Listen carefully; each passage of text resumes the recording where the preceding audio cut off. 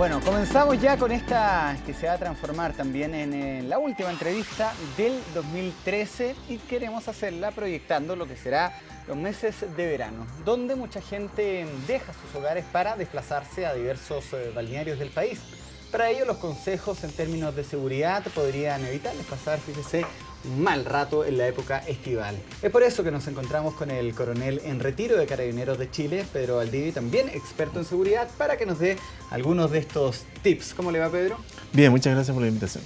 Muchas gracias a usted también por venir a acompañar a los televidentes a esta hora de la noche con un tema que nos va a comenzar a preocupar a quienes vamos a salir de vacaciones y vamos a dejar nuestros hogares solos. ¿Cuáles son los errores más habituales que cometemos las personas al salir de vacaciones y dejar la casa abandonada? Yo creo que a lo mejor habría que señalar, primero no entender lo que es la prevención. Ese es el punto central, porque cuando uno da medidas de seguridad a veces son repetitivas, son costumbristas y como tales obviamente la gente poco las entiende en algún modo. O por ser parte de la rutina tampoco las aplica. Entonces lo que hay que entender primero es que la prevención, el gran defecto, la gran problemática que tiene es que no es cuantificable. O sea, cuando tú ejerces una medida preventiva, colocas una alarma, leas una reja, dejas tu casa con algún vecino, tú no sabes cuántos delitos se dejaron de cometer por ese concepto. No se puede cuantificar. Solamente se cuantifican los hechos que ocurren. Y eso es lo que primero uno debe entender, básicamente, de que la prevención, aun cuando no se cuantifica, no se puede contar, es la mejor herramienta de la seguridad. Por lo tanto, respecto a lo que va a ocurrir en el verano, en enero y febrero, hay que hacer presente que la delincuencia en nuestro país es muy típica, yo diría estacional, se ubican en determinadas estaciones del año. Y en enero el delito que va a afectar mayoritariamente va a ser el robo a los inmuebles sin moradores, por los desplazamientos que han habido. Pero ¿hay alguna pista que indique que una casa está sola? Bueno, hay varias, no solamente casas, también departamentos, claro, que correcto. es bien relevante. ¿Que sabe por qué yo le mencionaba casas? Porque me imaginaba, yo estoy suscrito a todos los diarios que han habido y por haber, y las revistas periodísticas y todo, y claro, yo todos los días la voy recogiendo. Pero yo voy a salir de vacaciones y voy a tener que avisar primero al suplementero, al conserje. Claro, porque esto empieza a llenarse y esa puede ser una señal también que la casa está sola. Esa es la señal más típica, porque el delincuente en el fondo lo que hace es deambular, caminar, en términos de seguridad se llama caminar, buscando los indicios, y cuando incluso tiene dudas respecto al indicio, cuando la gente ha tenido su grado de precaución en el sentido de evitar que en estos diarios, como es tu caso, el delincuente, si tiene alguna información anterior o sospecha de que esa casa está desocupada, él pone el indicio. O sea, él toma un diario y te lo pone en el lugar. Arrojan basura también. Arrojan basura, elementos que necesariamente uno tiene que retirar porque no son parte del hábitat normal. Por lo tanto, aquí las medidas son complementarias. Una de ellas es obviamente, y que se radican o que se sintetizan o se resumen, señalando que a la casa hay que darle vida. ¿Y cómo uno le da vida a la casa? Manteniéndola como la mantiene todo el año. Y todo el año uno la mantiene recogiendo sus diarios, apagando las luces, en el día especialmente, porque hay gente que tiende a dejar las luces encendidas, pero la deja de día, y eso indica claramente de que hay una situación irregular en la casa.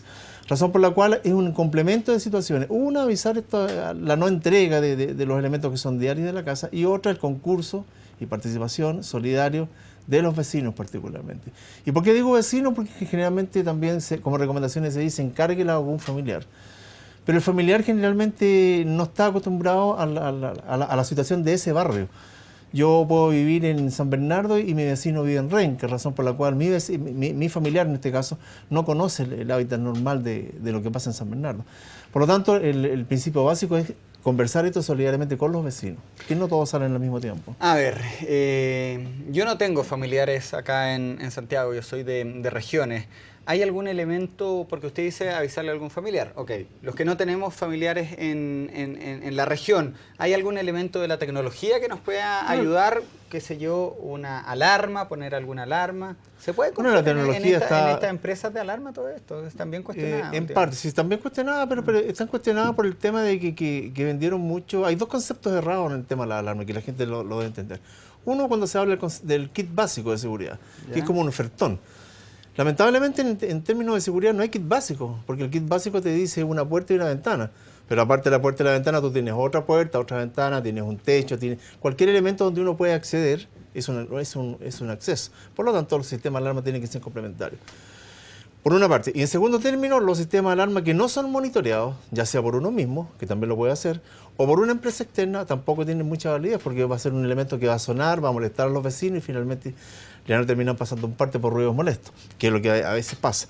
Por lo tanto, el sistema de alarma responde bien cuando está monitoreado y ese monitoreo puede ser hacia uno mismo. Aparte que las alarmas han ido perdiendo su efectividad. Mari Luis Dualde dice que estamos acostumbrados a oír alarma y falta integración muchas veces entre los vecinos, porque uno escucha una alarma y ya no pasa nada. Exacto, pero en todo caso, sabes tú que el tema de la alarma, aun cuando se prestigia por este sistema, por otro lado también los sistemas de monitoreo, que han estado bastante en controversia hoy día con políticas de gobierno en el sentido de fiscalizar y penalizar a contra del próximo año la falsa alarma, indican de que necesariamente cuando se contrata un servicio de esta naturaleza uno tiene que estar absolutamente claro qué es lo que realmente va a cubrir y cómo realmente va a responder. Perfecto. Porque Carabineros concurre a los sistemas a los servicios de llamados de alarma, pero debiera hacerlo para evitar el 99% de la falsa alarma cuando esa empresa de monitoreo realmente ha cumplido su labor de monitoreo, vale decir, está absolutamente seguro que es una alarma verdadera. Señor Valdivia, ¿se puede confiar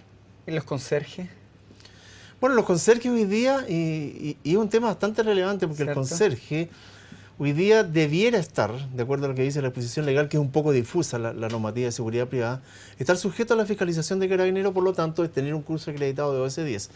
Cuando hay el cumplimiento de esa norma, que es la menor parte de los edificios lo hace, hay a lo menos una barrera de control por parte de Carabineros en términos de saber quiénes son las personas que están a cargo de los edificios y de la seguridad de las personas que viven en ese edificio. Y por otro lado, ese mismo conserje tener las medidas, los conocimientos mínimos y básicos superiores a los de sus vecinos, por supuesto, para poder contrarrestar una acción delictual.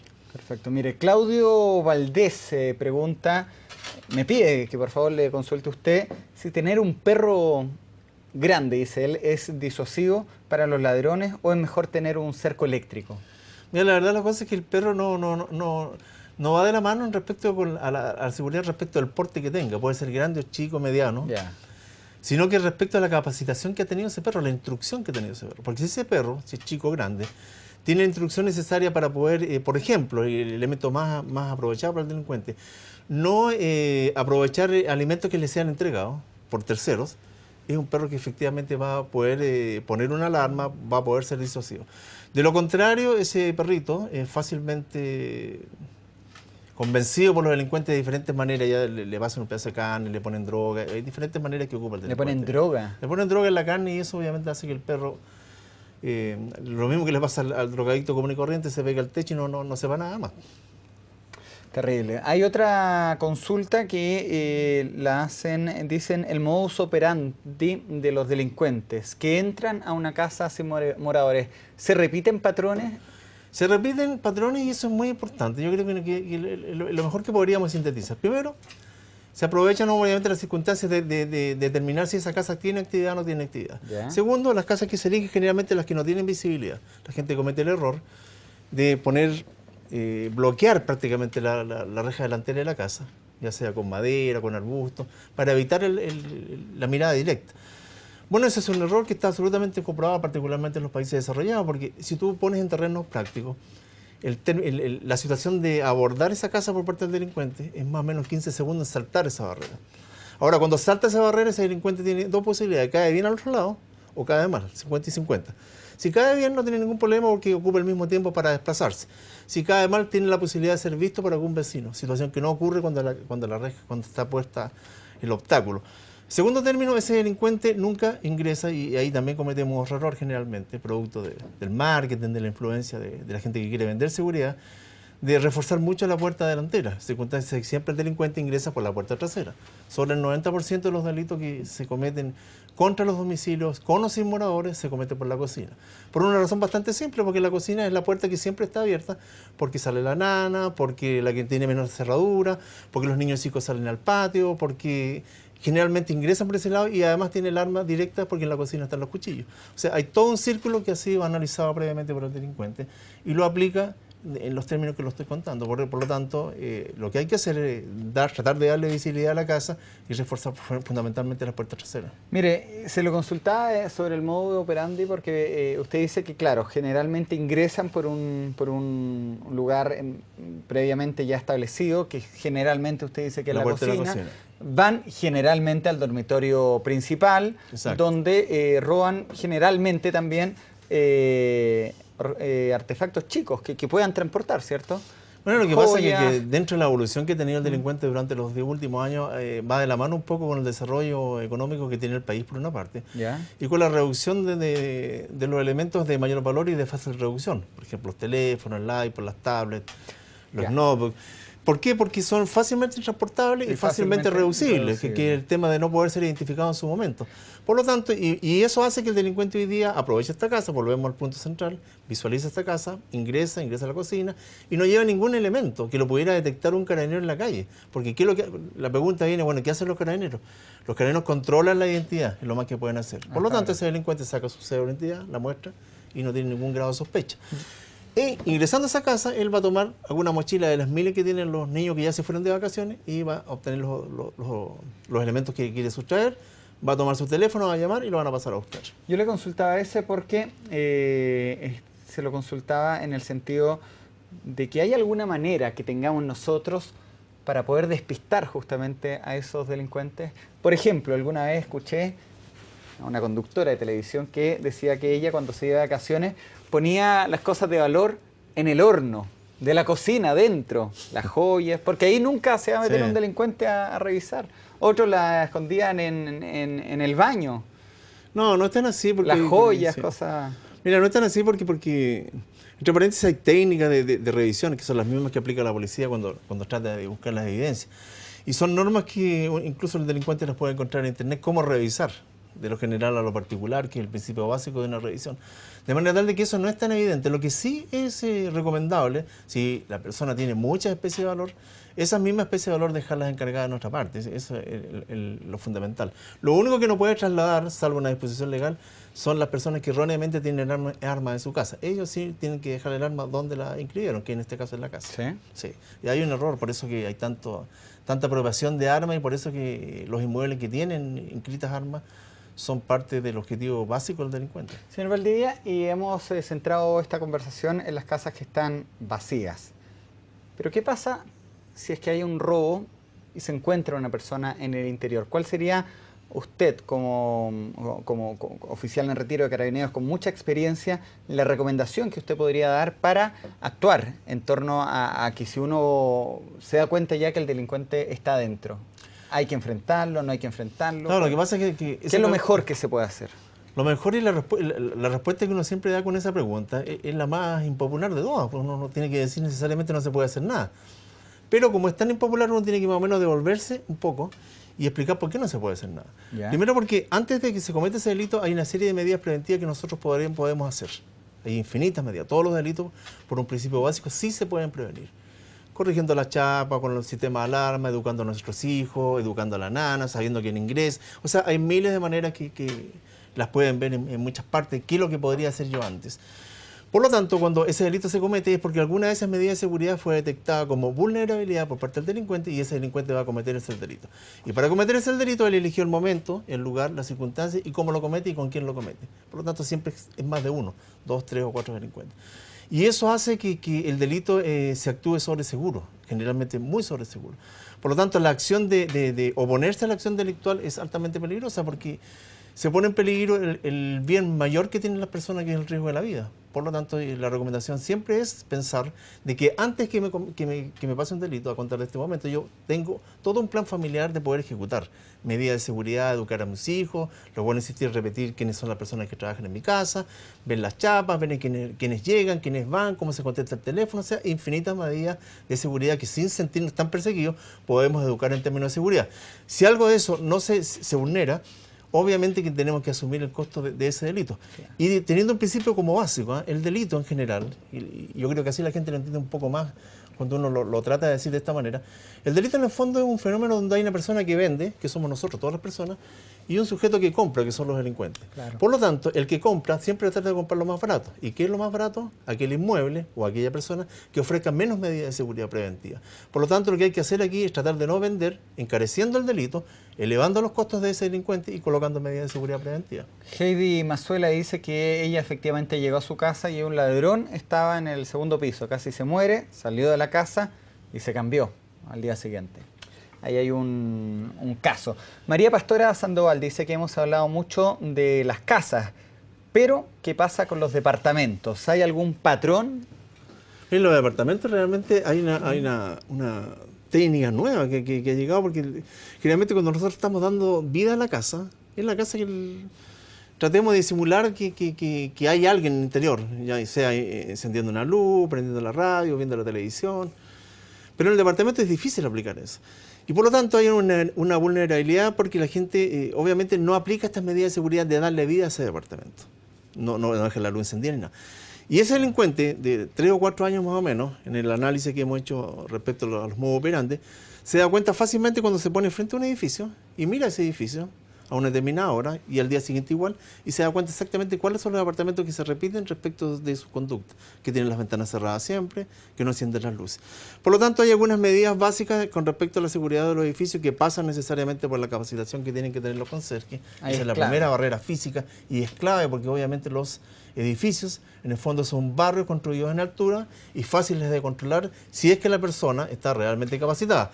Y en el caso de los segundos, terceros y cuartos pisos inclusive, es recomendable también tener algún sistema de alarma porque tienen vulnerabilidades de escalamiento. Y ahí el delincuente entra conversando, generalmente dice, trata de preguntarle algo muy fácil respuesta a algún inquilino, y ahí el conserje ve que vienen dialogando. Ahí hay un modo operante bien especial, y que el conserje que no está bien capacitado es fácilmente vulnerado. Claro. Y que es ese delincuente que entra en pareja generalmente, hombre y mujer, jóvenes, y entra hablando por teléfono.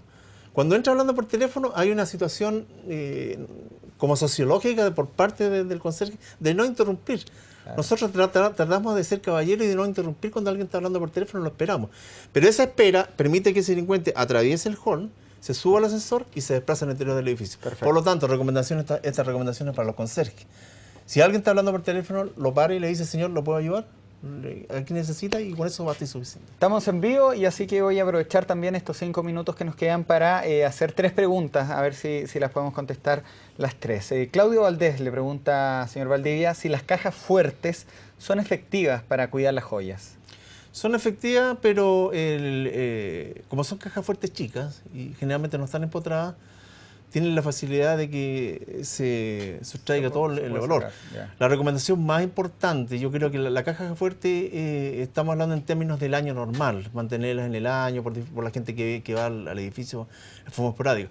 Pero para las ausencias de más largo aliento, como lo que va a ocurrir este verano, es más recomendable que la caja fuerte sacar lo que está en esa caja fuerte y dejarlo en otra parte. ¿Y si está empotrada? Si está empotrada dificulta un poco más la acción del delincuente, pero en términos prácticos la va a sacar igual, porque perfecto, es una casa que está desocupada, va a tener todo el tiempo para poderla sacar. Y yo te diría, si tú haces un análisis de un departamento, no hay un departamento que pueda soportar un empotramiento tan eficiente como para evitarse el sacado. Apolito le pregunta si son legales los cercos eléctricos y las rejas con puntas en nuestro país. Sí, son legales. Hay una disposición de la Superintendencia de Electricidad con algunas reglas. Todas las empresas, por supuesto, que la colocan, no la puede colocar uno, las colocan siempre empresas, y todas esas empresas están habilitadas, tienen una acreditación ante Carabineros y las pueden colocar porque son elementos persuasivos y de defensa. Finalmente, y esta pregunta nos daría casi para un programa especial, un programa nuevo, pero es muy interesante la pregunta que hace el señor Padilla a través del Twitter. Y justamente le preguntas a usted si usted cree que los delincuentes se sirven hoy en día de las redes sociales para saber si una familia se va de vacaciones, cuándo se va de vacaciones, dónde está, cuándo vuelven, las redes sociales. ¿Qué tanta información se puede compartir o se recomienda, no se recomienda? ¿Cómo se hace? ¿Qué pasa con las redes sociales? Con las redes sociales la ocupan mejor que nosotros. ¿Sí? Si nosotros como sociedad en general la ocupáramos para controlar, para alertar, para hacer algún tipo de seguimiento, para encargar vehículos, seríamos mucho más eficientes como sociedad. Al revés, el delincuente sí la ocupa en su favor. Las redes sociales, y que antiguamente ¿cómo la ocupaba? La ocupaba mediante los medios de comunicación social, con un diario. La cosa era leer un diario, veía el matrimonio que tenía más avisos, más felicitaciones, que tenía más ostentación, y ese es el que iba a abordar. Mira. Y lo mismo hacía con los funerales. Aquel que tiene más avisos, el que tiene mayor importancia, con gente de mayor recursos, por lo tanto hay que ir a ese funeral y poder sustraer la especie porque la gente además está distraído. Como eso pasó un poco, y hoy día estamos en las redes sociales, obviamente que lo está aprovechando en esas circunstancias para la comunicación. E incluso más, en algún minuto también yo hice un comentario respecto a la ubicación de las unidades policiales mediante el Waze, que también juega un poco en favor del delincuente. Así que la moraleja que queda de esa interesante pregunta es que nosotros como sociedad también aprovechemos los medios sociales, pero en defensa de nuestra sociedad y de nosotros mismos. Contraoperativo ahí. Así es. Porque hay que, lo fundamental es lo que hay que recordar, y como señalábamos al comienzo, de que la medida mejor de seguridad, más allá de la alarma, más allá incluso del carabinero, más allá de los elementos técnicos que uno puede poner, son las propias medidas de seguridad preventivas que uno puede hacer, ya sea en su hogar, con su familia, con sus hijos, y eso sí tiene un valor bastante importante. Y recordar que la prevención es la mejor inversión justamente. La mejor inversión, y hay que recordar de que la inversión es una inversión que nosotros tenemos que convencernos que es eficiente, porque nunca la vamos a poder contar.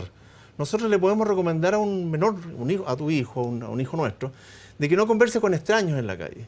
Pero nosotros no sabemos cuántos extraños intentaron conversar con él porque el menor no nos va a contar. Pero sí sabemos que ese menor ya lo sabe y no lo va a hacer. Eso es lo que no se cuantifica.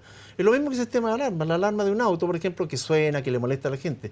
Pero sabemos nosotros cuántas veces, cuando sonó esa alarma, ese delincuente que justo iba a robar, no robó. Y lo mismo pasa con el carabinero, a propósito de esto, y yo siempre en defensa de carabinero. Cuando un carabinero pasa por la calle, y siempre pongo este ejemplo en alguna charla, un domingo en la tarde, este feriado 1 de enero, claro, va en su radio patrulla por una población. La gente dice, estos carabineros no tienen nada que hacer, andan asoleándose. Tienen mucho que hacer. Porque justamente esa presencia policial, nosotros no sabemos cuántos delincuentes alrededor no cometieron ese delito solamente con la presencia de ese carabinero que a lo mejor iba de paseo. Porque están cerca. Exactamente. Por lo tanto, la prevención es la mejor medida de seguridad, sin lugar a dudas. Muchas gracias, Pedro Valdivia, por venir a esta hora en directo, 1 de la mañana en punto, y se ha convertido en la última entrevista de este 2013, así que un gusto. Lo había entrevistado en otro canal, así que un gusto tenerlo acá y que se repita más seguido. Pues. Muy amable, muchas gracias. Hasta luego. Está bien. En realidad se ubican en determinadas estaciones del año. Y en enero el delito que va a afectar mayoritariamente va a ser el robo a los inmuebles y moradores por los desplazamientos que han habido. Pero ¿hay alguna pista que indique que una casa está sola? Bueno, hay varias, no solamente casas, también departamentos, claro, que es bien relevante. ¿Que sabe por qué yo le mencionaba casas? Porque me imaginaba, yo estoy suscrito a todos los diarios que han habido y por haber, y las revistas periodísticas y todo, y claro, yo todos los días la voy recogiendo. Pero yo voy a salir de vacaciones y voy a tener que avisar al Bueno, comenzamos ya con esta que se va a transformar también en la última entrevista del 2013 y queremos hacerla proyectando lo que será los meses de verano, donde mucha gente deja sus hogares para desplazarse a diversos balnearios del país. Para ello, los consejos en términos de seguridad podrían evitarles pasar, fíjese, un mal rato en la época estival. Es por eso que nos encontramos con el coronel en retiro de Carabineros de Chile, Pedro Valdivia, también experto en seguridad, para que nos dé algunos de estos tips. ¿Cómo le va, Pedro? Bien, muchas gracias por la invitación. Muchas gracias a usted también por venir a acompañar a los televidentes a esta hora de la noche con un tema que nos va a comenzar a preocupar a quienes vamos a salir de vacaciones y vamos a dejar nuestros hogares solos. ¿Cuáles son los errores más habituales que cometemos las personas al salir de vacaciones y dejar la casa abandonada? Yo creo que a lo mejor habría que señalar, primero no entender lo que es la prevención. Ese es el punto central, porque cuando uno da medidas de seguridad a veces son repetitivas, son costumbristas y como tales obviamente la gente poco las entiende en algún modo. O por ser parte de la rutina tampoco las aplica. Entonces lo que hay que entender primero es que la prevención, el gran defecto, la gran problemática que tiene es que no es cuantificable. O sea, cuando tú ejerces una medida preventiva, colocas una alarma, leas una reja, dejas tu casa con algún vecino, tú no sabes cuántos delitos se dejaron de cometer por ese concepto. no se puede cuantificar. Solamente se cuantifican los hechos que ocurren. Y eso es lo que primero uno debe entender, básicamente, de que la prevención, aun cuando no se cuantifica, no se puede contar, es la mejor herramienta de la seguridad. Por lo tanto, respecto a lo que va a ocurrir en el verano, en enero y febrero, hay que hacer presente que la delincuencia en nuestro país es muy típica, yo diría estacional, se radica. Complementero al concepto. Claro, porque esto empieza a llenarse y esa puede ser una señal también que la casa está sola. Esa es la señal más típica, porque el delincuente en el fondo lo que hace es deambular, caminar, en términos de seguridad se llama caminar, buscando los indicios. Cuando incluso tiene dudas respecto al indicio, cuando la gente ha tenido su grado de precaución en el sentido de evitar que en estos diarios, como es tu caso, el delincuente, si tiene alguna información anterior o sospecha de que esa casa está desocupada, él pone el indicio. O sea, él toma un diario y te lo pone en el lugar. Arrojan basura también. Arrojan basura, elementos que necesariamente uno tiene que retirar porque no son